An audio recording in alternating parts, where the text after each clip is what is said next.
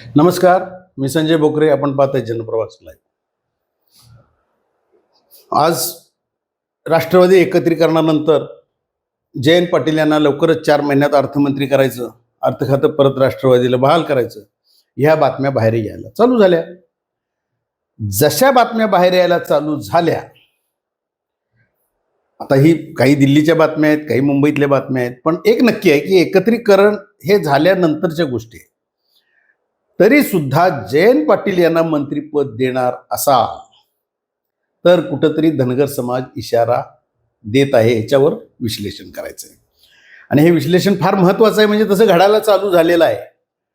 काही सांगता येत नाही राजकारणात, एकत्रीकरण होईल सुद्धा न होईल सुद्धा, परंतु झाल्यानंतर जयंत पाटील यांना मंत्रिपद द्यावं लागलं तर ते आत्ता सुद्धा संकेत असे आहेत की अर्थ खातं हे काही काळापुरतंच मुख्यमंत्री देवेंद्र फडणवीसांच्याकडे आहे. नंतर ठरल्याप्रमाणे प्रोटोकॉल प्रमाणे त्यांच्या घटक पक्ष अजितदादा पवार यांच्या राष्ट्रवादीला देणार. पण एकत्र झाल्यानंतर नक्कीच शरद पवार आणि अजितदादा पक्ष हे एकत्र आले राष्ट्रवादीचे, तर मंत्रिपद द्यावंच लागेल एखादं.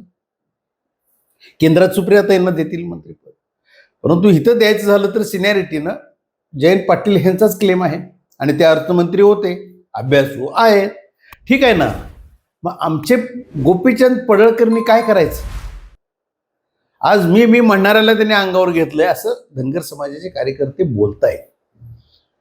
पडळकरांनी पवार घराणं अंगावर घेतलं. कुणासाठी घेतलं? भारतीय जनता पक्षासाठीच ना. आणि ते निवडून आले चांगल्या मतानं. एक ओबीसी आणि धनगर समाजातलं मोठं नेतृत्व आहे राज्यातलं. आणि आता तुम्ही परत ते जयंत पाटील आल्यावर ज्या जयंत पाटलांशी त्यांनी संघर्ष केला, पवार घराण्याशी संघर्ष केला, हे कसलं राजकारण भारतीय जनता पक्षाचं हे धनगर समाज विचारतोय आज. म्हणजे तुम्ही तुमच्या राजकारणासाठी भारतीय जनता पक्षातले जे निष्ठावंत आहेत की जे खरोखर देवाभाऊंचे निष्ठावंत म्हणून ओळखले जातात, त्यांनाच तुम्ही डावलणार आहे. हे कसलं राजकारण असं विचारायला चालू झालंय. कारण राजकारणात सांगता येत नाही का, दिल्लीतनं आला आदेश की संपला विषय. आणि पडळकर हे म्हणतात आम्हाला देवाभाऊ सांगतील ते आम्ही ऐकणार, म्हणजे पक्ष सांगेल ते आम्हाला ऐकावं लागेल. परंतु ह्या बाबतीत मात्र ते मान्य करतील अशी अवस्था नाही. जयंत पाटील बाकी ते सगळं ऐकायला तयार आहेत, परंतु त्यांचा मंत्रिपदावरचा क्लेम घालवायचा त्यांना नाहीच. आणि परत जयंत पाटलांना उरावर आणून ठेवायचं हे आम्ही सहन करणार नाही असं पडळकरांचे समर्थक उघड बोलायला चालू झालंय. म्हणजे आता हा संघर्ष पुन्हा चालू झाला आणि हे राज्यात वातावरण पेटणार. आणि ह्याचा त्रास कुणाला होणार आहे? भारतीय जनता पक्षातल्या प्रमुख नेत्यांना होणार आहे. म्हणजे बाहेरनं आलेल्यांना तुम्ही सगळं देणार आणि स्वतःचे सगळे कार्यकर्ते काय पायाशी घालणार आहे का? तुम्ही पायाशी घेणार आहे का असं विचारतायत ना. आज याला उत्तर काय देणार तुम्ही? पण तुम्हाला गरज काय आहे? आता एकनाथ शिंदे शिवसेना पण तुमच्याकडे आहे, तुमचे आमदार भरपूर आहेत. मग असं असताना हे राजकारण कशासाठी? नसेल तर ह्या बातम्या खोट्या आहेत म्हणून जाहीर तर करावं ना भारतीय जनता पक्षाच्या नेत्यांनी, प्रदेश अध्यक्षांनी जाहीर करावं. असं काही होणार नाही आहे. या रुमर्स आहे. धनगर समाज शांत तर बसेल.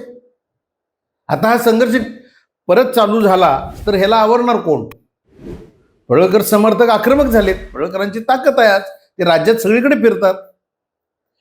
आणि म्हणजे एखाद्या जखमेवर जसं मीठ चोळायचं म्हणतात तसा हा प्रकार आहे ना. म्हणजे तुम्ही आधी त्यांना मंत्रिपद द्यायला पाहिजे होतं, ते दिलं नाही का? तर पवार साहेबांच्यावर त्यांनी टीका केली. ह्या चर्चा होत्या बरं का. त्याचा खुलासा भारतीय जनता पक्षाने करावा आज न उद्या. पण मंत्रिपद त्यांना दिलं नाही, त्याचा क्लेम होता. तुम्ही जानकरना मंत्री करून टाकलं त्याच्या आधी. किती निष्ठावंत होते ते भारतीय जनता पक्षाचे ते बघतोय आपण. ते पण स्पष्ट बघतायत ते भारतीय जनता पक्षाला कोणून लावतात आता. पण पडळकर हा एकनिष्ठ राहिलाय तर त्यांना तुम्ही दिलंच नाही त्या पडळकरांना.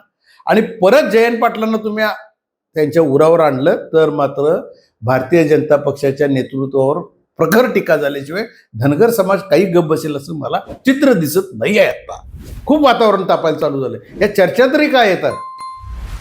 भारतीय जनता पक्षानं ह्याच्यावर भूमिका स्पष्ट केली पाहिजे. निवडणुकीच्या काळात स्थानिक स्वराज्य संस्थांच्या मतदारसंघाच्या निवडणुकीत त्यांनी सांगली जिल्ह्यातच एका सभेत स्पष्ट केलं होतं की आता आमच्याकडं मंत्रिपद शिल्लक नाही. परंतु आता परत मग ह्या का चर्चा होत आहेत? देवाभाऊनीच याच्यावर बोललं पाहिजे. त्याशिवाय नाहीतर हा संघर्ष पेटवायचा आणि नंतर शांत करायचा कशाला पाहिजे? आक्रमक आहेत पडळकर समर्थक हे दिसतंय ना. मग हे अधिवेशन आहे, अधिवेशनाचा काळ आहे, आपण हे सांभाळून घेतलं पाहिजे का नको? का जयंत गोपी हा संघर्ष जो आहे तो राज्यात आता चर्चेचा इतका विषय करून टाकायचा, तो आणि चर्चेचा विषय करायचा आणि मग नंतर काय? त्याच्यापेक्षा आधीच याच्यावर भारतीय जनता पक्ष खुलासा करणार का? एकत्रीकरण जरी झालं तरी सुद्धा जयंत पाटील यांना मंत्रिपद आम्ही देणार नाही असा खुलासा आला तर ते पडळकर समर्थक शांत होतील असं आत्ताचं चित्र मला दिसतंय. बघूया आज ना उद्या काहीतरी ते चित्र स्पष्ट होईल. आज इथंच थांबू, उद्या पुढच्या भागात.